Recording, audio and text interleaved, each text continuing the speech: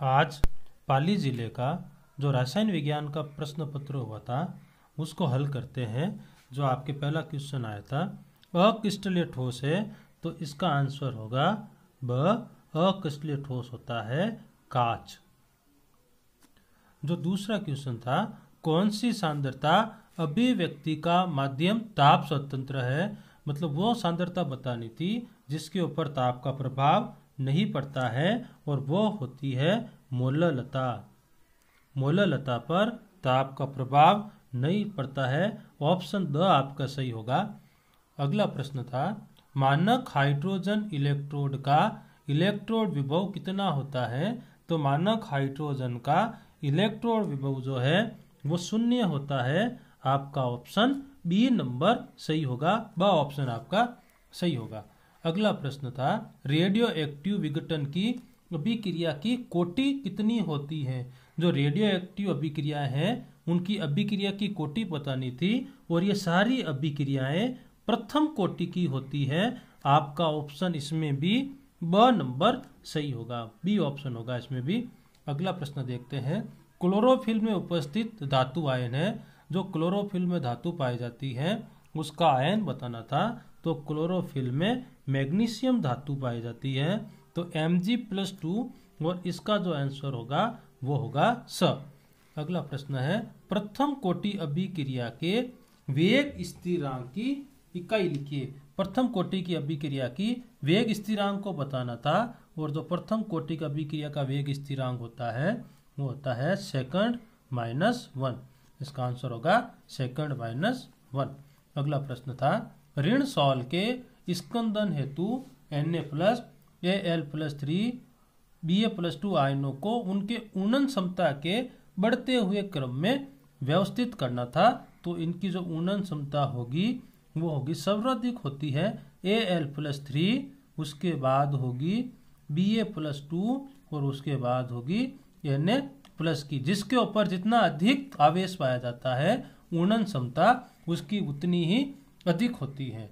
ध्यान रखिएगा। अगला प्रश्न था, बॉक्साइड आयक्स में उपस्थित किन्हीं दो अशुद्धियों के नाम दीजिए। जो बॉक्साइड आयक्स होता है वो है एल्यूमिनियम का आयक्स होता है। एल्यूमिनियम का आयक्स जो है वो बॉक्साइड होता है और इस बॉक्साइड का जो सूत्र होता है वो होता है Al2O3 2H2O। और जो इसमें अशुद्धियाँ पाई जाती है दोस्तों वो अशुद्धियाँ होती है, ये पहली अशुद्धि होती है SiO2 की, दूसरी अशुद्धि होती है Fe2O3 की और एक और अशुद्धि होती है TiO2 की। अगला प्रश्न था, XgO3 की संरचना बनानी थी। तो Xg जो है वो केंद्रीय धातु में रहेगा और ऑक्सीजन कितने हैं 3 1 2 3 और तीनों ही ऑक्सीजन द्विबंध से बंधी होगी और एक इसमें लोन पेयर होगा। अगला प्रश्न था, क्रोमियम 24 का इलेक्ट्रॉनिक विन्यास लिखिए।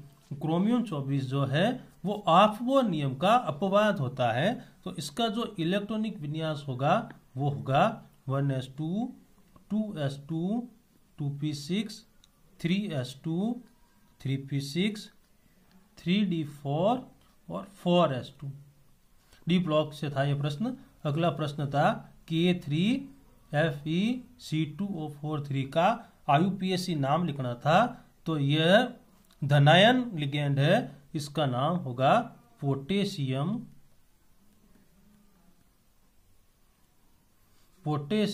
ट्राई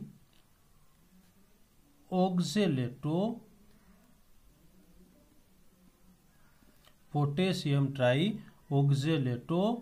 फेरेट और इसकी जो ऑक्सीकरण अवस्था होगी वो होती है थर्ड। अगला प्रश्न था, ईस्ट में उपस्थित किन्हीं दो एंजाइमों के नाम लिखिए। तो ईस्ट के अंदर होता है जो सबसे पहला खोजा गया था एंजाइम जाइमेज और दूसरा एंजाइम होता है एमाइलेज।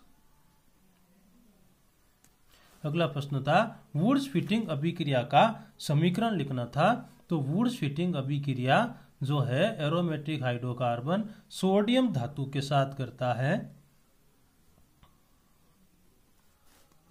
प्लस और ये अभिक्रिया सूक्ष्म ईथर की उपस्थिति में होती है। जो हमें उत्पाद प्राप्त होता है वो होता है Na प्लस NaX। तो ये अभिक्रिया वुड्स फिटिंग अभिक्रिया कहलाती है। अगला प्रश्न था, कार्बोनिल समूह का कक्षीय चित्र बनाना था। जो कार्बोनिल समूह होता है वो C डबल बॉन्ड O वाला होता है और इसके जो ऑक्सीजन परमाणु हैं उसके पास 2 जोड़ी लॉन पेयर रहते हैं और जो बंध कोण बनता है वो 120 डिग्री का बनता है। और तो ऊपर वाला बंध है सिग्मा बंध और नीचे वाला बंध पाई बंध।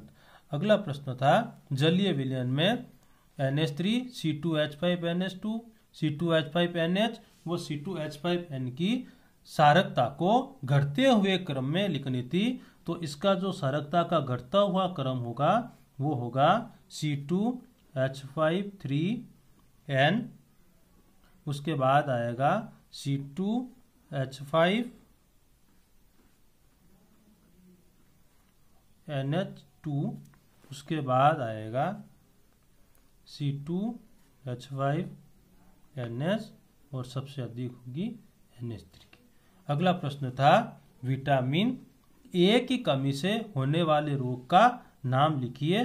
तो विटामिन ए की कमी से रक्तौंधी रोग होता है और हरे पत्तेदार सब्जियां इसमें खाने के लिए कही जाती हैं। अगला प्रश्न था, जैव निम्नीकरण बहुलक के 2 उदाहरण दीजिए। तो जैव निम्नीकरण बहुलक का उदाहरण होता है पहला PHBV, इसका पूरा नाम है पोली बीटा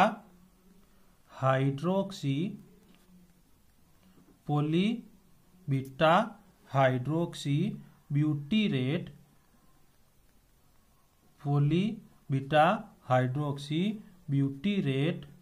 को बीटा हाइड्रोक्सी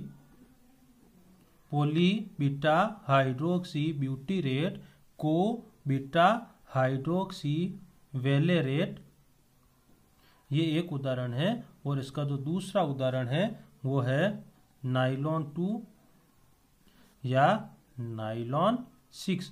तो इस प्रकार से आज का जो अर्धवार्षिक का प्रश्न पत्र हुआ था उसके आंसर ये थे। आपको वीडियो कैसा लगा इसको लाइक करें, शेयर करें, सब्सक्राइब करें।